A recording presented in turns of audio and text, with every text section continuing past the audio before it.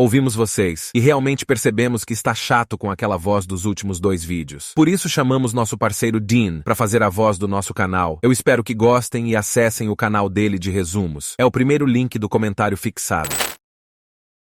O assistente entra em pânico e diz ao chefe que ele não pode ir embora assim. Eles precisam dele para guiá-los, e ele segue apesar do velho ignorar ele e continua fugindo sem olhar para trás. Do lado de fora, vemos Genod novamente com muitas bolhas na pele, causadas pela exposição prolongada ao sol. Isso surpreende Kana porque, apesar disso, o monstro permanece na superfície e não volta para a água. O grupo de aldeões se prepara para atacar, e Kana pede a Mal que lhe dê uma arma, de preferência uma de lâmina longa, mas ele a ignora e diz para ela não se preocupar porque eles vão cuidar disso. Ele diz a ela que a protegerá, não importa o que aconteça. Ela insiste que um simples arpão não vai funcionar, mas eles não a ouvem. E outro aldeão diz a ela para sair de lá. E então eles se deparam com Genod mergulhando na água. Eles tentam acompanhá-lo em terra enquanto ele nada. Eles simultaneamente lançam seus arpões, que atingem o monstro de frente e o forçam a mergulhar. Eles comemoram porque acham que o tem, mas depois o veem ressurgir e se dirigir ao grupo. Kana grita para eles recuarem,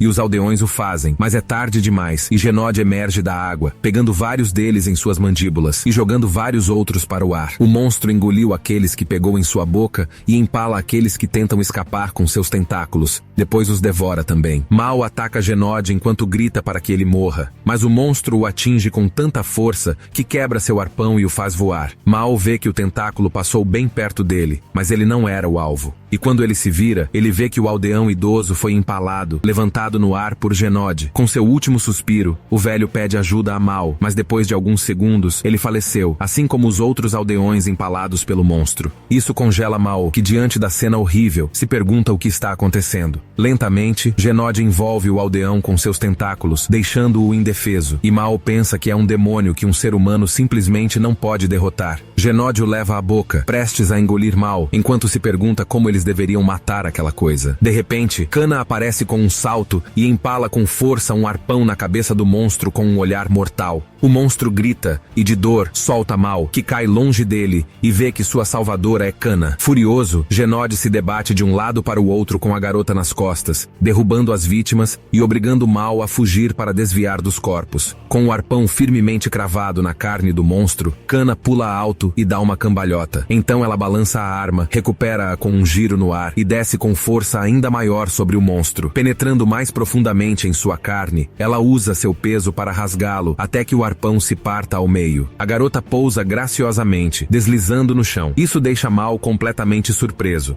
assim como os moradores, que também percebem que é Kana. Ela estende a mão para Mal e pede uma arma, ao que o aldeão responde imediatamente, dirigindo-se a ela como senhora, e puxa um par de adagas que entrega à arpoadora. Ela os examina por um momento, mas pensa que não será útil porque as lâminas são muito pequenas para cortar profundamente. Ela olha para trás e vê alguns aldeões se refugiando em uma casa. Então ela diz que também não tem tempo de ir para casa e pegar sua arma. Portanto, ela ordena que os aldeões evacuem todos ao edifício naufragado, e eles obedecem. Ela também avisa que o monstro usará as sombras para se mover, então qualquer um que puder lutar terá que fazê-lo sob a luz do sol. Com disciplina, os aldeões seguem seu conselho. Genod grita desafiadoramente para a garota e arranca o arpão de sua pele com força, então o joga fora. A garota então reflete que manteve sua identidade em segredo e se misturou com os refugiados para evitar que Union Busan a encontrasse. Ela pensou que poderia proteger as crianças se elas ficassem lá. Ao fazer isso,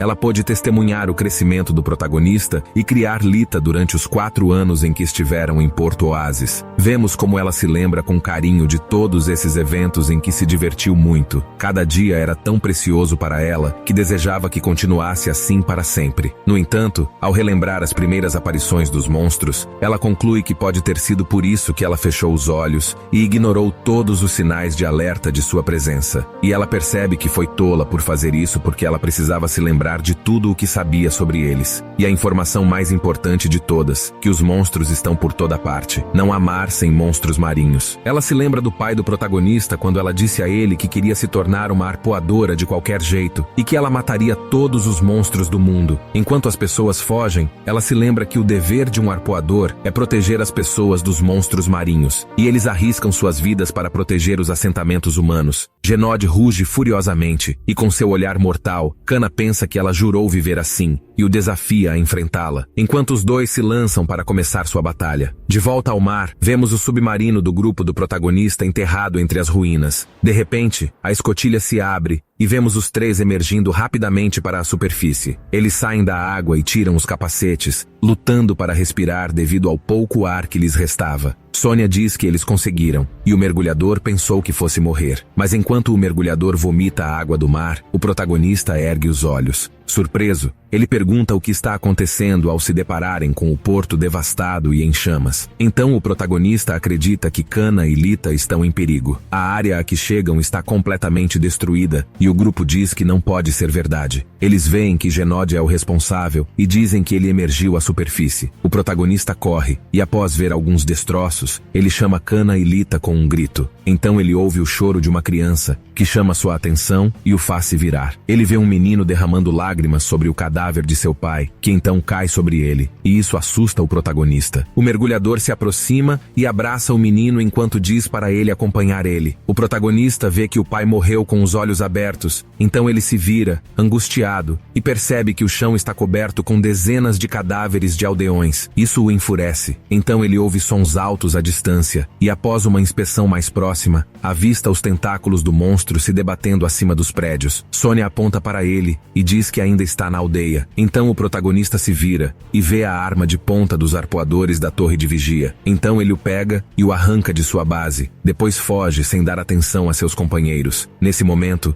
Lita e Kana se materializam em sua mente, onde ele implora para que elas fiquem seguras. Em uma transição de cena, vemos a arpoadora se esquivando de um ataque de Genod. Então ela mergulha as adagas em sua pele grossa, que espirra jatos de sangue a cada golpe. O monstro tenta acertá-la, mas ela pula para evitá-lo e impede a queda enterrando as adagas no chão. Genod não desiste e continua batendo no chão até desmoronar. Atacando a garota com todos os seus tentáculos de uma vez, ela desvia de cada um com movimentos rápidos, até que ela se deita no chão atrás de uma casa para evitá-lo, e ele a perfura sem esforço. Kana fica escondida atrás sem fazer barulho, mas quando Genod verifica o outro lado, ele percebe que ela desapareceu. De repente, a porta de um prédio é arremessada, e vemos Kana se escondendo atrás dela. Ela rapidamente se livra dele, e utiliza todas as suas forças para esfaquear o corpo do monstro.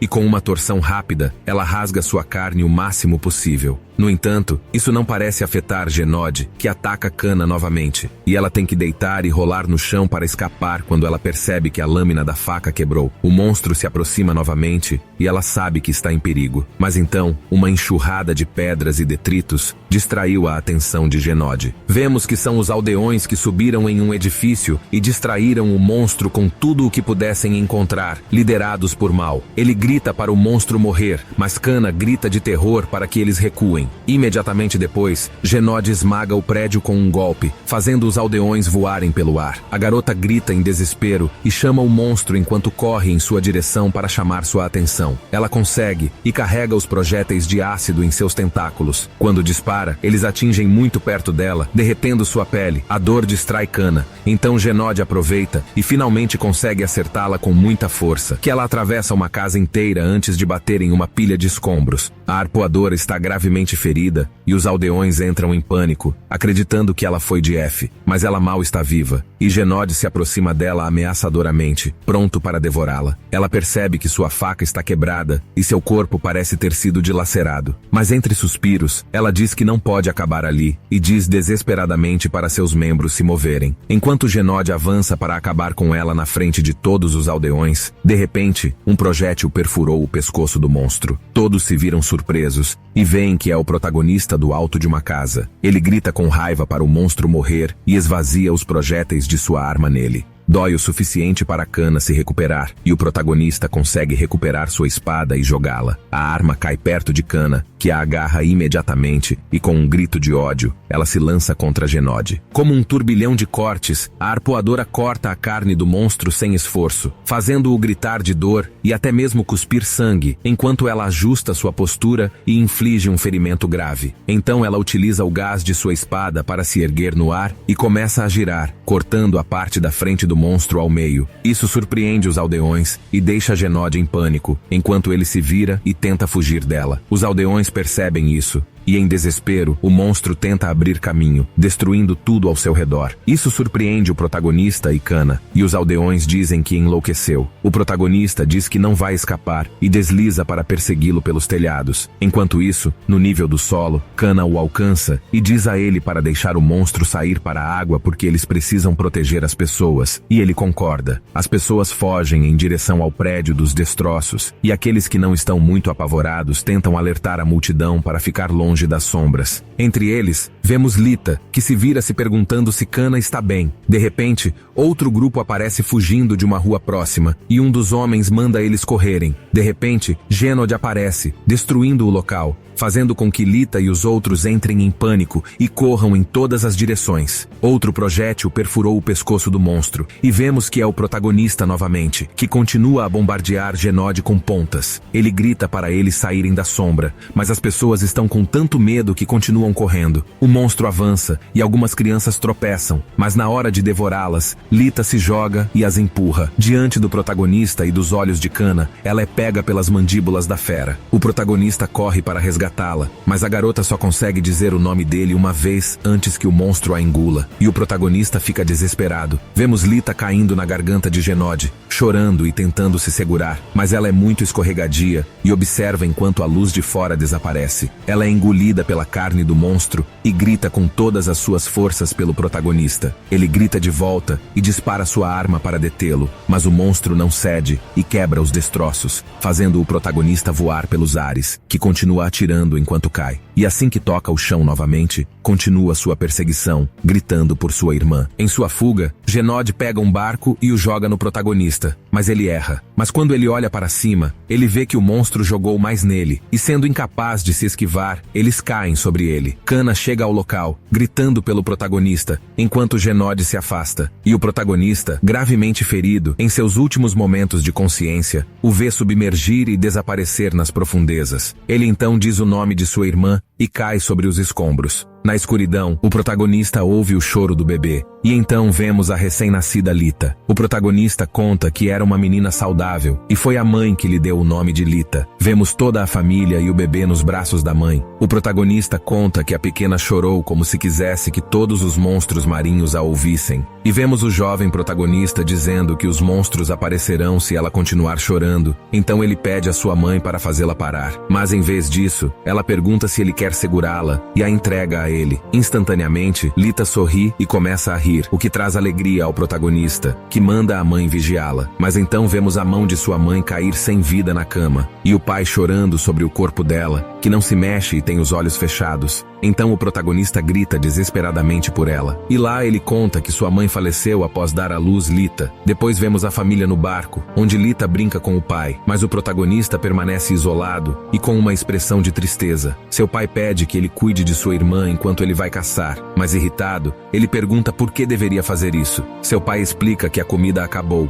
então ele precisa mergulhar para conseguir mais, e não vai demorar muito, mas o protagonista não responde. Então seu pai diz a ele que precisa cuidar dela enquanto estiver fora e que conta com ele. Então ele mergulha, dizendo que logo estará de volta. O protagonista conta que ficou ressentido com a irmã por ter tirado a mãe dele. E vemos a criança aproximar-se dele com ternura, mas ele apenas a afasta. Isso perturba o pequeno, que então vai embora. E o protagonista pensa que sua mãe ainda estaria viva se sua irmã não estivesse ali, se ela não tivesse nascido. Quando vemos Lita se aproximando perigosamente da borda do barco, e ela está oscilando à beira de cair. O pai do protagonista sai da água e anuncia seu retorno ao subir no barco, mas não vê o protagonista em lugar nenhum. Preocupado, ele entra para procurá-lo, e é quando o encontra dormindo ao lado de Lita, abraçando-a com ternura. Isso comove o pai, que se aproxima e cobre os dois com um cobertor. E o protagonista conta que a pequena Lita, que se parecia tanto com a mãe, na verdade era adorável demais para ele. Numa mudança de cena, voltamos ao presente, onde o protagonista acorda pensando na irmã. Nós o vemos deitado no meio de uma sala cheia de outras pessoas feridas, incluindo Sônia, que está cuidando dele e dormindo ao lado dele. Então o protagonista rapidamente se levanta com um olhar aflito. Sônia diz a ele que ele finalmente acordou, mas então ela o vê se levantando e cambaleando, tentando sair. Ela diz a ele para esperar porque ele não deve se mover ainda. Ali, o protagonista reflete sobre toda a confiança que conquistou de treinar com Kana todo esse tempo. Ele acreditava que havia se tornado mais forte. E vemos uma ocasião em que um grupo de homens estava incomodando Lita. Ele os enfrentou sozinho e, após uma dura luta, conseguiu derrotá-los e fazê-los fugir. Ele diz que sempre quis ver por si mesmo o quão forte ele havia se tornado. Vemos Lita cuidando de seus ferimentos da luta, dizendo a ele que agora ninguém quer se aproximar dela por causa dele. E se ele não está sendo muito protetor,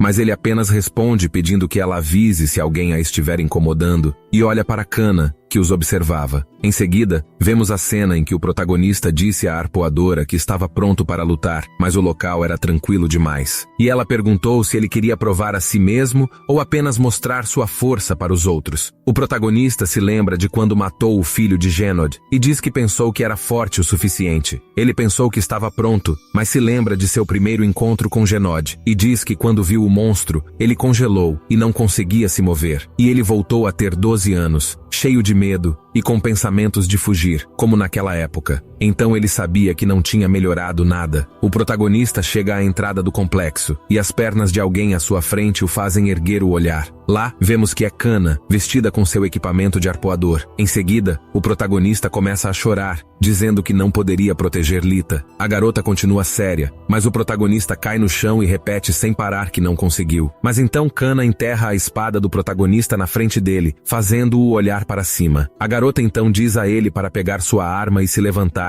e com uma aura sombria e intimidadora, ela diz a ele que eles têm que separar aqueles monstros. Voltamos a ter uma vista panorâmica do porto, com edifícios em ruínas, navios destruídos e encalhados. Sobreviventes estão ajudando a remover os corpos e socorrer os feridos. A cozinheira, junto com outras pessoas, preparou uma grande barraca de comida para alimentar os refugiados. Nesse momento, uma voz de um megafone os interrompe e diz para não perderem as esperanças. É o chefe, que lhes diz que estará com eles até o fim, e eles vão se recuperar disso, não importa o que aconteça. Portanto, eles devem ser fortes e reconstruídos. Isso comove os aldeões, que começam a chorar e correm para abraçar o cacique para agradecê-lo. Mas então Kana e o protagonista aparecem no meio da multidão. O chefe corre em direção a eles, agradecendo a Kana por proteger todos da vila e pelo grande show que ela deu. Quando o protagonista para e o derruba com um soco, fazendo-o voar para longe. Aflitos, os aldeões perguntam ao protagonista o que ele está fazendo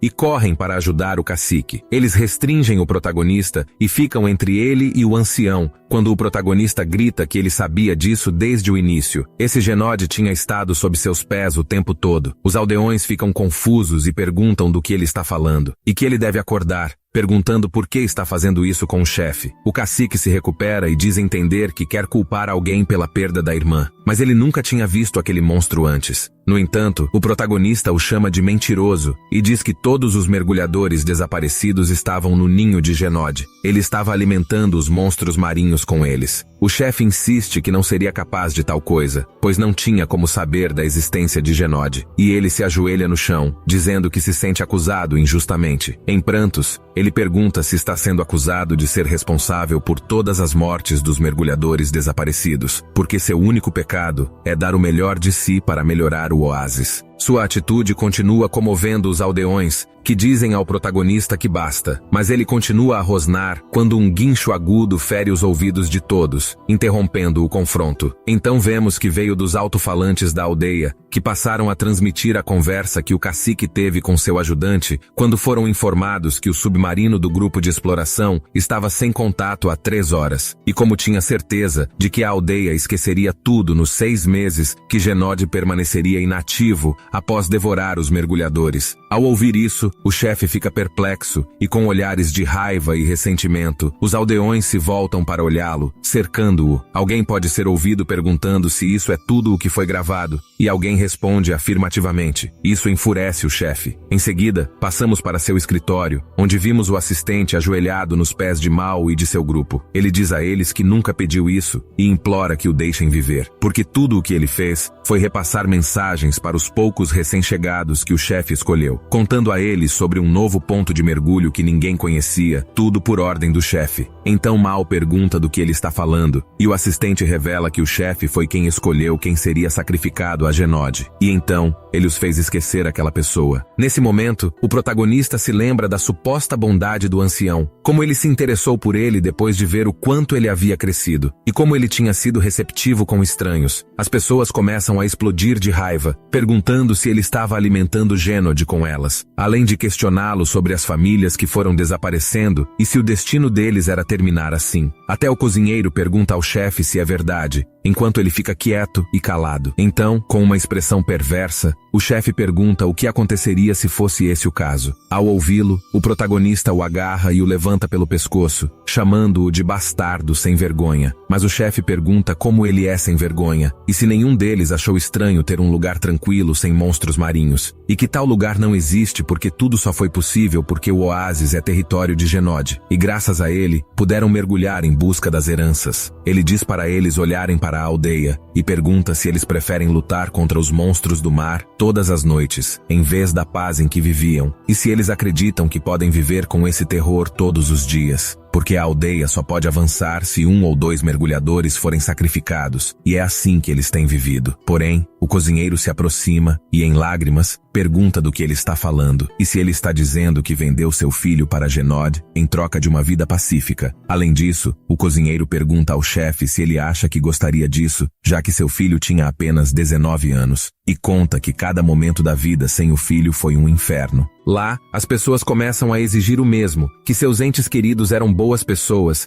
e ele deveria devolvê-los. O chefe argumenta que fez tudo pela aldeia e eles deveriam ser gratos a ele. Mas então alguém joga uma pedra nele, deixando um ferimento em sua cabeça. E vemos que são as pessoas, dizendo para ele calar a boca e devolver suas famílias para eles. Então todos começam a atirar nele impiedosamente, dizendo que ele deveria ir jogar no Vasco, enquanto o protagonista e Kana observam a cena com frieza. Depois de ficar sem pedras, as pessoas recorrem a paus, pernas e punhos para liberar sua raiva no ancião. Então ele rasteja para longe, implorando para ser salvo. Ele rasteja até os pés de Kana e do protagonista, implorando por sua ajuda. Mas o protagonista, furioso, diz a ele que os mergulhadores que foram arrastados para o ninho de Genod gostariam de viver tanto quanto ele e estar em casa. O chefe se vira, assustado ao ver as pessoas se aproximando, então pede desculpas, dizendo que estava errado. Mas o protagonista nada faz e o povo continua se aproximando. O chefe então começa a implorar a ajuda de Kana,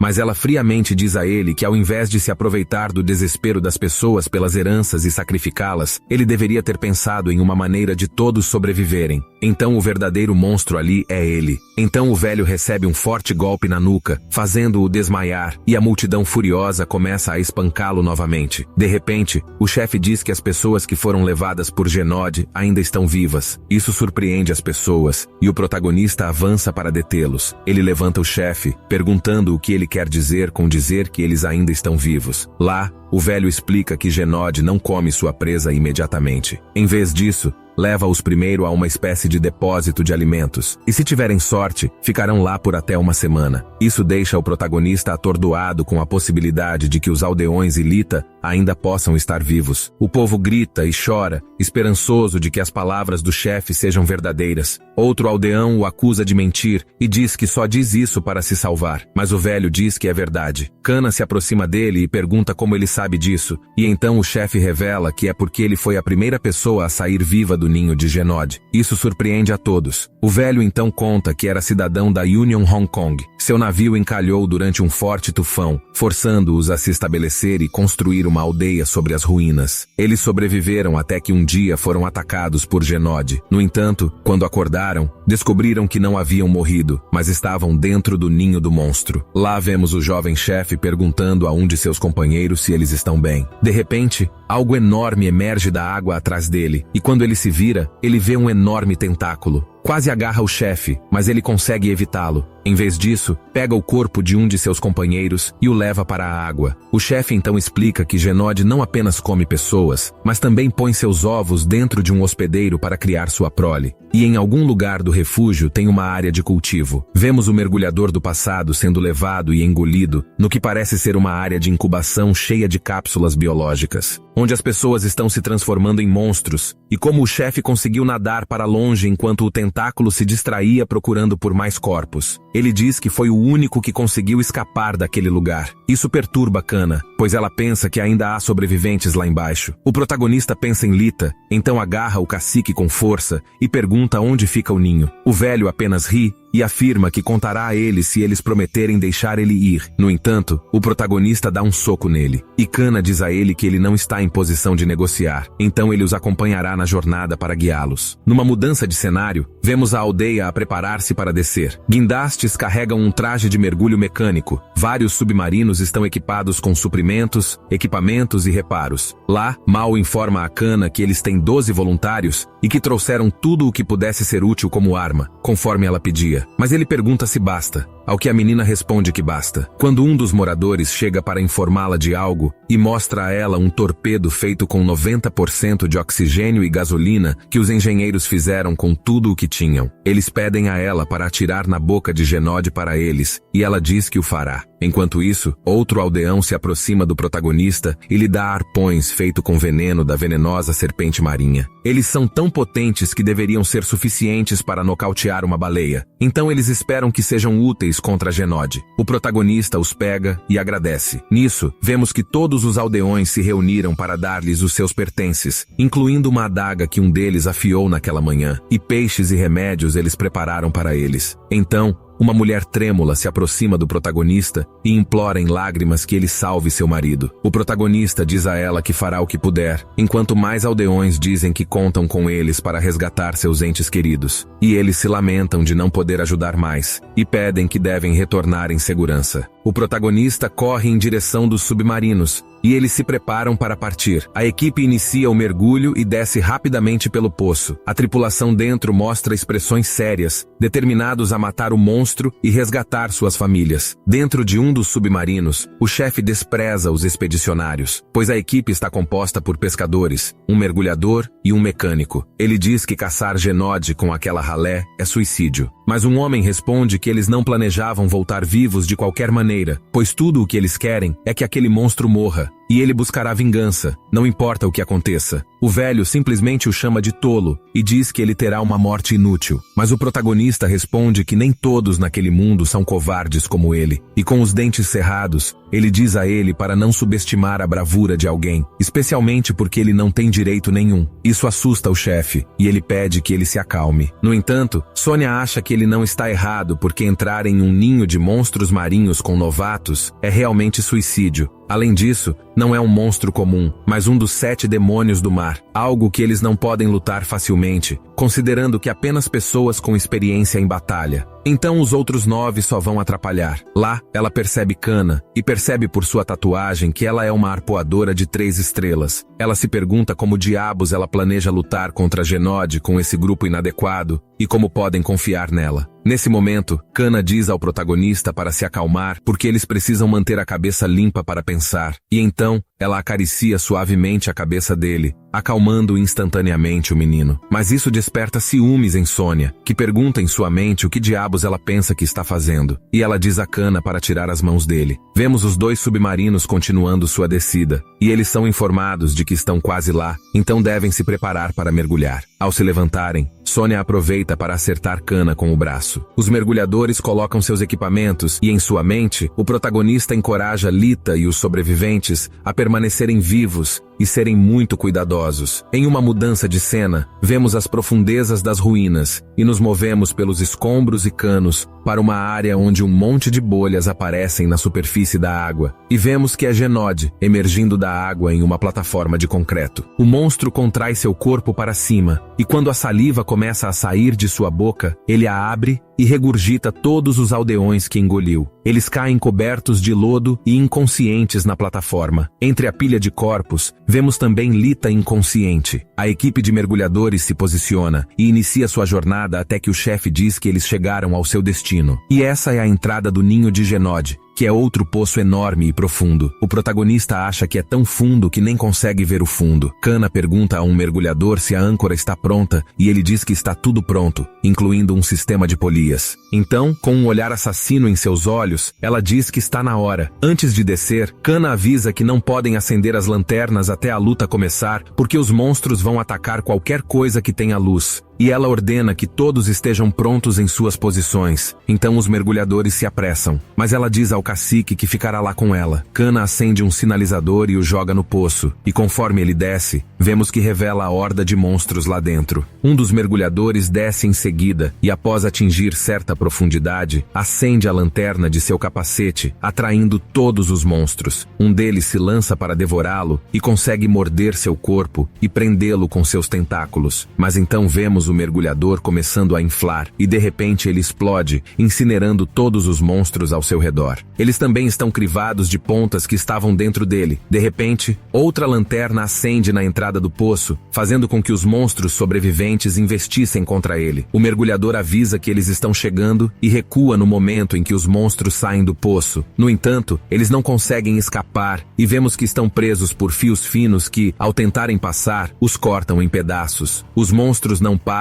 e continuam tentando subir, causando mais cortes no processo. Mas eles exercem tanta força que as cordas ficam muito tensas e acabam quebrando, permitindo que a maré de monstros finalmente escape. Então Kana acende outro sinalizador e o levanta acima de sua cabeça. Isso atrai os monstros para ela, enquanto o chefe pergunta o que ela está fazendo e se ela não consegue ver todos eles vindo em sua direção. Mas ela responde que esse é o ponto, e quando os monstros estão prestes a alcançá-los, ela diz que eles são a isca. De repente, vemos os monstros capturados por uma enorme rede, e um dispositivo mecânico é ativado, puxando a rede em sua direção. Então o protagonista diz: lá vem eles, e todos os mergulhadores emergem dos escombros. Eles começam a espetar os monstros capturados com suas armas, enquanto os monstros não podem se mover. Cheios de fúria, os humanos liberam todos os projéteis de suas armas, até que os corpos dos monstros começam a perder a forma. De uma massa de carne se contorcendo e tremendo, eles se transformam em uma pilha de tentáculos inertes. Lá, vemos os mergulhadores os cercando completamente, e exaustos do confronto, eles comemoram que mataram todos eles. O chefe os insulta, perguntando se todos sabiam disso, exceto ele. Sônia reflete então que eles os mataram sem perder uma única pessoa, e se pergunta se essa é a diferença entre seus níveis de experiência. E ela diz que Kana, uma arpoadora de 3 estrelas, é uma verdadeira especialista. Em seguida, os mergulhadores se reúnem em torno da entrada do poço, e com rostos determinados, se preparam para entrar. Numa mudança de cena, vemos uma escuridão absoluta, onde uma voz chama alguém, e quando abrem os olhos, vemos que é um aldeão pedindo para Lita acordar. Os aldeões estão felizes por ela estar viva e perguntam como ela está se sentindo. Então ela se levanta e pergunta onde eles estão, mas o morador diz a ela que nenhum deles sabe. Lá, ela se lembra dos momentos em que caiu na garganta de Genod e jura que o monstro a comeu. O aldeão conta a ela que todos pensaram que também estavam mortos, mas quando acordaram, eles estavam lá. Então eles acreditam que foi obra do monstro. Os aldeões choram, aliviados por todos estarem vivos, e dizem que agora é só fugir, e deve haver uma saída em algum lugar da sala. De repente, Lita ouve um som de respingos, e ao se virar, percebe que é um enorme tentáculo, o mesmo que vimos nas memórias do chefe. Ele se abre e libera um líquido viscoso na frente da garota. O tentáculo parece notar Lita e se aproxima dela, fazendo-a tremer de terror. Mas então os aldeões gritam e começam a correr, imaginando o que é. Isso chama a atenção do tentáculo, que ignora Lita e arrebata um dos aldeões em fuga. A mulher apavorada vê seu filho e ele grita por ela. O tentáculo então a arrasta para a frente de Lita e ela tenta agarrá-la, mas apesar de chegar perto, ela não consegue alcançá-la, e o tentáculo a leva para as profundezas. Lita fica congelada, e os aldeões preocupados gritam que há algo na água. Eles tentam se afastar, mas então algo mais surge atrás deles. Quando eles se viram, eles veem mais 3 tentáculos capturando os aldeões um por um sem parar. Em meio à confusão, a criança chora alto por sua mãe, e Lita aparece e o abraça por trás. Ela coloca a mão sobre a boca dele para impedi-lo de gritar, enquanto as pessoas continuam a se mover e gritar ao seu redor. De repente, repente, o movimento petrifica Lita de medo, e a criança vê que as pessoas que estavam gritando e correndo agora foram capturados pelos tentáculos. Ambas as crianças permanecem muito caladas quanto podem, até que o silêncio caía e Lita abre os olhos, perguntando se acabou. Ela olha para cima e vê os aldeões congelados no lugar. Quando ela olha para o que eles estão vendo, ela vê um rosto semelhante ao de Genod acima dela. Pertence a uma criatura semelhante a Genod, mas de cor roxa. Suas costas estão cheias de pequenas cápsulas contendo pessoas que estão se transformando em monstros. Os aldeões se perguntam o que é e se é Genod, mas Lita acha que não é porque parece diferente, e então a criatura puxa os aldeões capturados em suas costas. Uma membrana começa a envolvê-los, e apesar de suas tentativas desesperadas de escapar, eles não conseguem. Então Lita conclui que não é Genod, e enquanto observa, o monstro submerge lentamente na água novamente até desaparecer. Aterrorizada, Lita entende que são dois. Numa mudança de cena, vemos os túneis das ruínas, onde o protagonista marca as paredes com sua adaga. Ele pergunta ao grupo por que parece que estão andando em círculos. O grupo continua seu caminho em busca do ninho, mas outro mergulhador diz que é um labirinto completo. Mal pergunta ao cacique se ele tem certeza de que estão no caminho certo. O chefe diz a ele para encontrá-lo sozinho, se ele não confia nele, mas Mao aponta sua arma para ele. Mao diz a ele que se descobrirem que ele está mentindo, ele espetará seu crânio com um arpão. O velho nervoso o amaldiçoa em sua mente. De repente, o protagonista vê algo com sua lanterna e percebe uma das marcas que fez na parede, percebendo que acabaram de passar por ali. Ele se volta com raiva para o chefe, acusando-o de mentir novamente. O mecânico pergunta se ele fez de propósito, mas o velho diz que não. Ele diz que não é culpa dele não se lembrar de algo de tantos anos atrás, porque naquela época ele estava muito ocupado fugindo para se lembrar do caminho de volta. Mas ele garante que, assim que saírem daquele lugar, ele poderá encontrá-lo. Mas os mergulhadores não caem em sua armadilha. Sônia pergunta a Kana o que eles devem fazer quando um dos mergulhadores ouve um som de respingos vindo de um dos túneis. Ele aponta sua lanterna naquela direção e vê o que parece ser uma barbatana de tubarão. Quando ele pergunta o que é, de repente a nadadeira começa a se aproximar dele. A barbatana pertence a um monstro com cabeça de tubarão que derruba o mergulhador. Ele continua sua investida até atingir a parede e encontrar a perna do chefe, fazendo o velho gritar de dor. Os mergulhadores abrem fogo contra o monstro, mas ele acerta mal com seu tentáculo, esmagando-o contra o teto, assim como o mecânico. Então Kana e o protagonista sacam suas espadas e, em perfeita coordenação, eles decapitam a criatura com um corte limpo de suas armas. A cabeça decepada cai na água, espirrando água e sangue na frente do chefe. Suas mandíbulas ainda tentam morder, apesar de estarem separadas de seu corpo. Mal, cansado, se pergunta o que é isso. O chefe grita de dor com o ferimento na perna e diz que não consegue se mexer, mas o mecânico diz para ele não exagerar porque nada está quebrado. Mas então algo chama a atenção dos dois, e quando eles se viram, eles veem uma horda de monstros tubarões enchendo o túnel à sua frente. Os mergulhadores começam a atirar, mas são muitos, e mesmo que o chefe tente escapar, um dos monstros está prestes a devorá-lo. Mas o protagonista aparece e o corta ao meio. O protagonista, Kana e Sônia, então se posicionam para enfrentar as criaturas. Mao impede o mecânico de atirar e acertar os arpoadores. Eles tomam a iniciativa e começam a matar os monstros com suas armas, onde cabeças e membros voam por toda parte. Porém, Sônia também diz que são demais, e uma nova onda surpreende os lutadores. Um dos monstros consegue prender a garota. O protagonista se preocupa com ela quando o portão do túnel se fecha, cortando os tentáculos da fera e libertando Sônia. Isso surpreende todo o grupo. Do outro lado, eles ouvem os monstros batendo contra o metal, mas não conseguem romper. Respirando pesadamente, Sônia pergunta o que foi aquilo.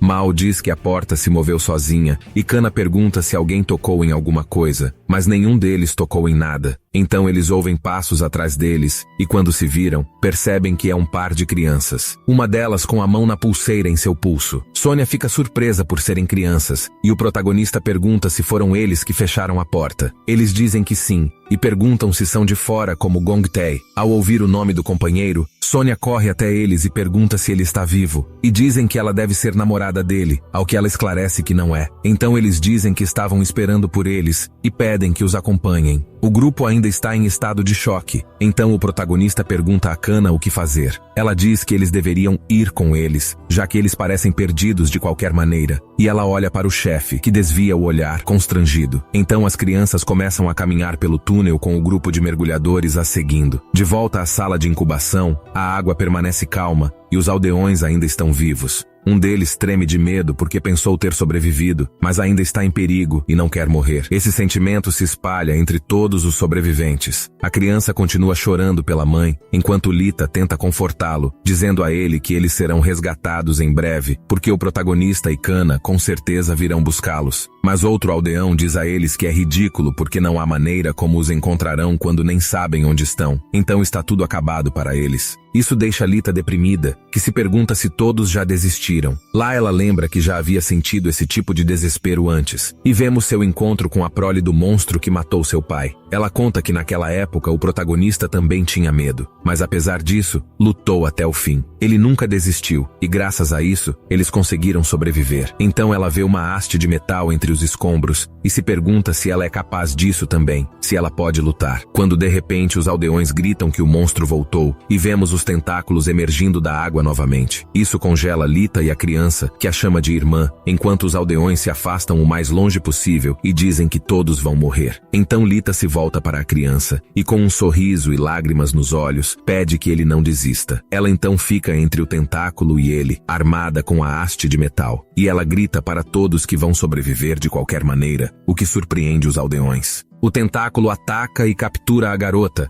levantando-a no ar para levá-la embora, mas ela segura firmemente a haste de metal, e com toda a sua força, ela começa a esfaquear o tentáculo várias vezes, até que fique manchado com seu sangue. Então ele a joga contra o concreto, e para fazê-la parar de resistir, a deixa inconsciente. Então um dos aldeões grita de raiva e ataca o tentáculo, fazendo-o soltar Lita, mas então o homem cai no chão, e o tentáculo o captura, quando outro aldeão aparece, levantando uma pedra, e gritando para o monstro morrer, e depois jogando-o no tentáculo. Ela se solta do homem e se eleva no ar, enquanto um fio de sangue escorre dela. Então o velho ri, e pergunta ao monstro se isso o surpreendeu, o que por sua vez surpreende os outros aldeões. Então o avô se vira e grita com eles, perguntando o que estão esperando, pois até a menininha está brigando. Ao ouvir isso, eles recuperam a moral. Então eles pegam qualquer entulho que possa servir de arma e se preparam para lutar. Um deles diz ao menino para ficar para trás para cuidar de Lita, enquanto os aldeões avançam e formam uma barreira para proteger as crianças dos múltiplos tentáculos que apareceram.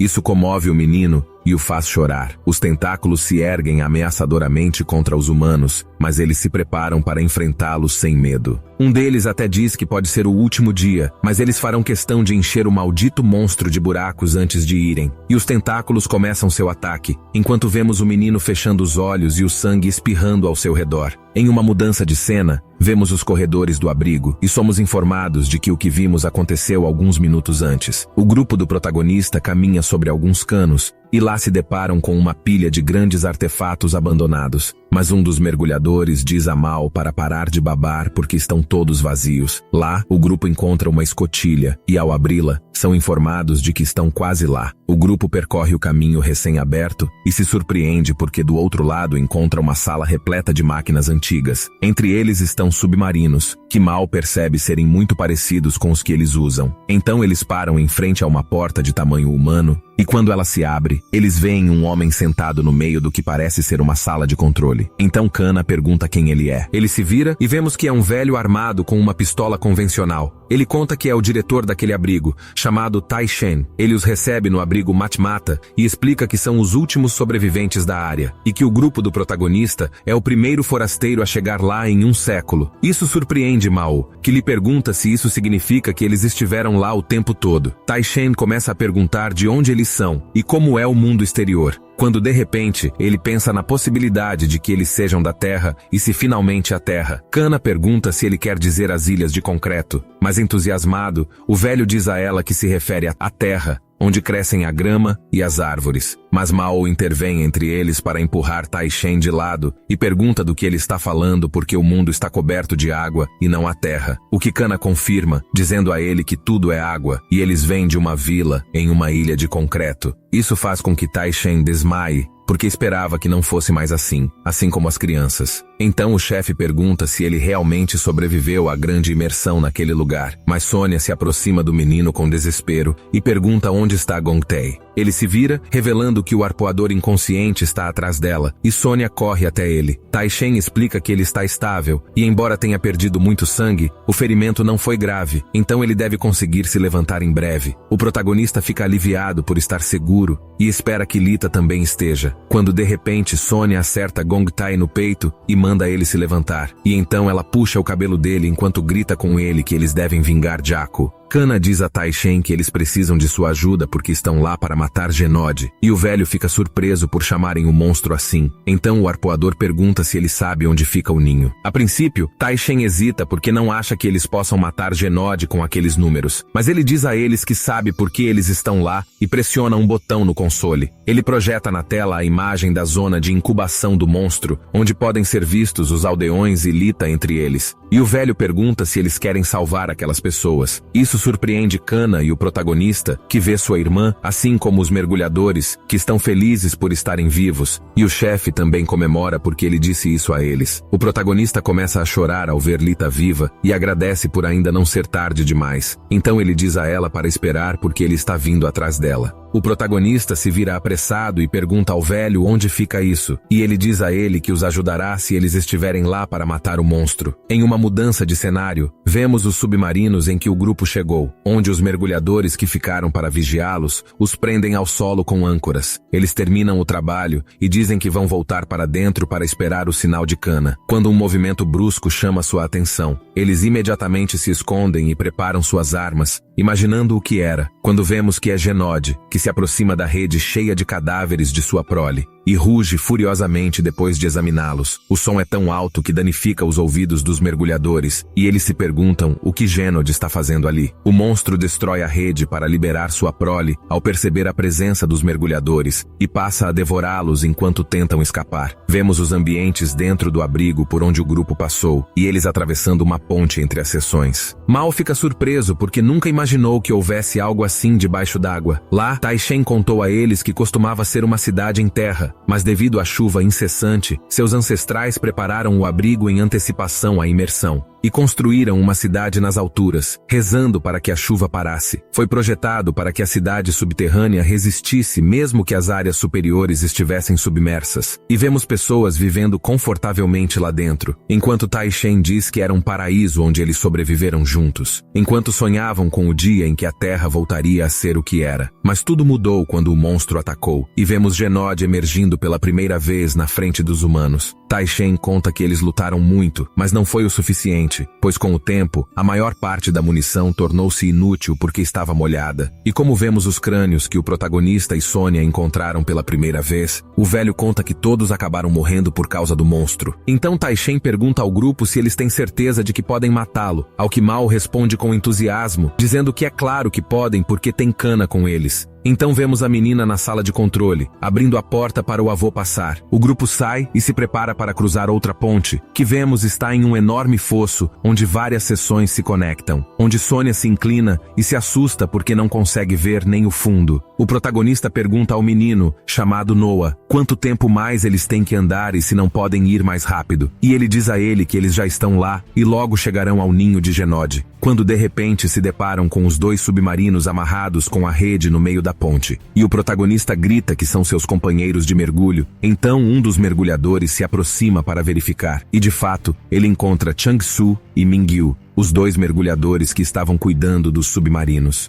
Então ele pergunta o que diabos aconteceu e tenta libertá-los quando um deles diz francamente para ele correr. Naquele momento, Kana sente um calafrio, então ela rapidamente ordena que todos se retirem. Mas é tarde demais, e quando eles olham para cima, veem Genode atacando-os, e cai sobre eles, levando consigo metade da ponte, incluindo Kana, Noah e o protagonista. Enquanto eles estão caindo, o protagonista consegue segurar o menino, mas eles não param por seguir a figura de Genod, que continua destruindo pontes ao longo de seu caminho. Mao, que conseguiu ficar na primeira ponte, grita por Kana e o protagonista, assim como Sônia e Tai Shen. Mas então o arpoador detecta o movimento atrás dela e vê que é a prole do monstro descendo pelo fosso. Então o grupo se retira para dentro do túnel e atira em quem tenta entrar. No entanto, são muitos e logo começam a ganhar terreno contra os mergulhadores. No fundo do poço, vemos que o protagonista e Noah conseguiram cair sobre os restos de uma ponte. O menino se levanta com dor e ouve Kana chamando-o pelo rádio. Ele olha em volta dos destroços e pergunta onde ela está, mas ela diz que está muito mais abaixo dele. E ela pergunta o que aconteceu com os outros. O protagonista ergue os olhos e diz a ela que acha que eles estão muito acima dos dois. E no nível dele, apenas ele e Noah estão presentes. Então Kana diz que é um alívio. O protagonista diz para ela se segurar e que ele vai descer, mas ela simplesmente responde que Lita vem primeiro. Vemos seu braço ensanguentado enquanto ela diz a ele que vai alcançá-lo mais tarde e para ele ir atrás de Lita. O protagonista tenta recusar, mas ela diz a ele que não há tempo. Então ele concorda e pede a Noah que lhe mostre o caminho. Kana repete que não há tempo e a vemos sozinha enfrentando Genod, a quem ela diz que é hora de acabar com isso. A batalha começa e o monstro envolve seus tentáculos em volta da ponte para destruí-la e começa a se desprender de seus suportes, mas isso não impede Kana. Ao relembrar os bons momentos com Lita, ela repreende Genod com raiva por ousar tirar a garota dela bem na frente dela, e ela ativa o gás em suas espadas enquanto dá um enorme salto diretamente no monstro. Ela corta um de seus tentáculos, bate na parede e pula novamente para pousar nas costas da fera, onde ainda estão presentes as marcas que ela fez durante o ataque ao porto, e ela aproveita para furar sua carne, e em seguida executa vários giros que cortam Genod como uma serra. Ela ainda consegue cortar sua língua. Conforme o monstro cai, ele a atinge, e embora ela consiga bloquear o impacto com suas armas, a força de Genod acaba arremessando-a contra as paredes do túnel. A garota permanece enterrada por um momento, mas antes que ela possa reagir, ela vê Genod pulando em sua direção. Então ela rapidamente se liberta dos escombros e desvia do ataque. Ela grita para ele se apressar e cair, e com seu ataque de redemoinho,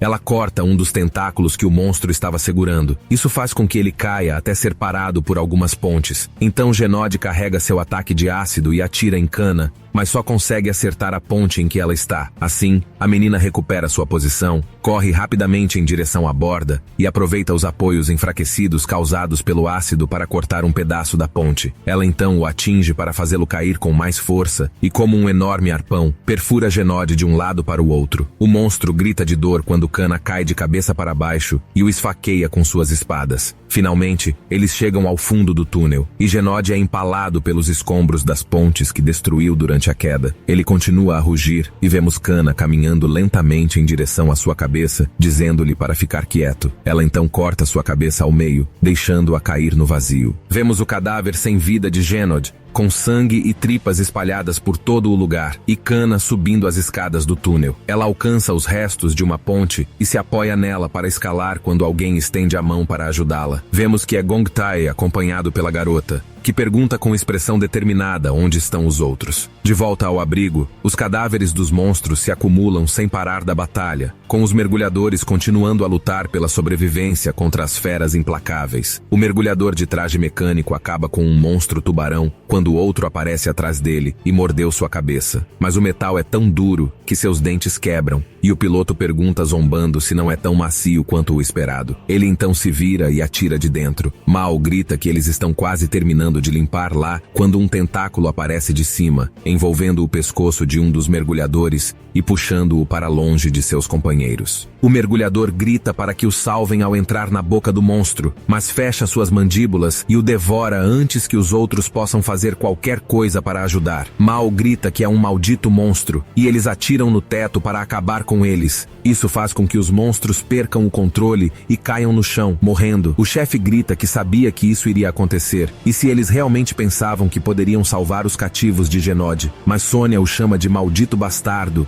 e diz a ele para calar a boca quando ela parece pronta para cortá-lo com sua espada. Mas vemos que ela estava realmente visando um monstro atrás do velho, que estava prestes a devorá-lo. Então ela diz a ele para parar de choramingar e ajudá-los. No entanto, ele foge e diz a ela que, se ela quer morrer, deve fazê-lo sozinha. Percebendo isso, Mal o chama de covarde. O chefe chega ao portão e bate nele, exigindo que o abra. De repente, para sua surpresa, ela se abre, e do outro lado, ele encontra Jaco Gusto. Isso surpreende todo o grupo, e faz Sônia chorar ao vê-lo vivo, afinal. No entanto, o chefe o observa com raiva, e agarra seu braço, culpando-o por tudo, pois ele fez Genod atacar sua aldeia. Ele pergunta se ele sabe quantos problemas ele passou por causa do que ele fez. Problemas que poderiam ter sido evitados se ele tivesse deixado o covil de Genod sozinho. Mas Jaco não responde, e em vez de falar, treme quando estranhas veias começam a aparecer em seu pescoço. De repente, ele se vira, rugindo com olhos vermelhos e uma boca monstruosa, pronto para morder o velho. Aqueles que não viram a ameaça chegam, e Jaco consegue mordê-lo no pescoço, derrubando-o e deixando todos atordoados. Jaco morde e rasga com força, enquanto o chefe apavorado pergunta o que está acontecendo com ele. O sangue começa a espirrar por toda parte,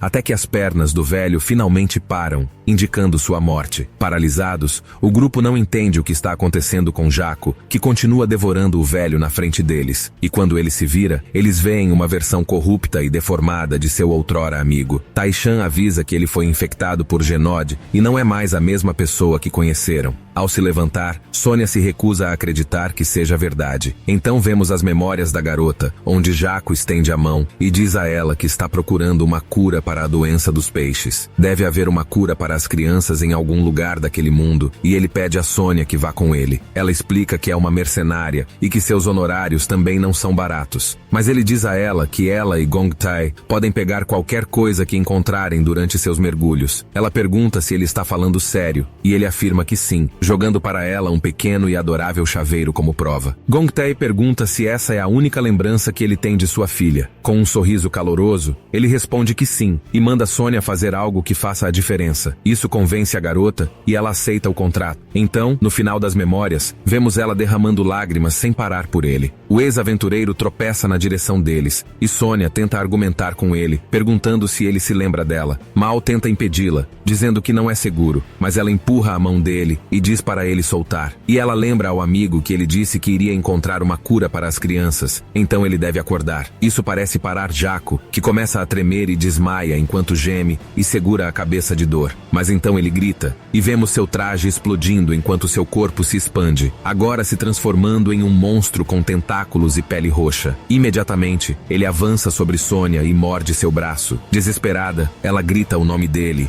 e implora para que pare, mas o homem monstruoso não para de morder por mais que ela implore, até que ele arranca um pedaço de carne, fazendo-a gritar de dor. Então Kana aparece, cortando um de seus braços, fazendo-o gritar também. Gong Tai também aparece e corre para atacar o monstro, mas ela o impede e diz para ele não fazer isso. Ela explica que não é um monstro, e sim Jaco Gusto, o que faz o arpoador parar e olhar para seu rosto. Ele pergunta se o que vê à sua frente é ele, enquanto se pergunta por que isso aconteceu. De repente, Jaco é empalado no peito pela espada de Kana, fazendo com que uma torrente de sangue espirre na direção dos arpoadores. Se você gostou da terceira parte, comente e deixe seu like, pois isso é muito importante. Até o próximo recap, galera.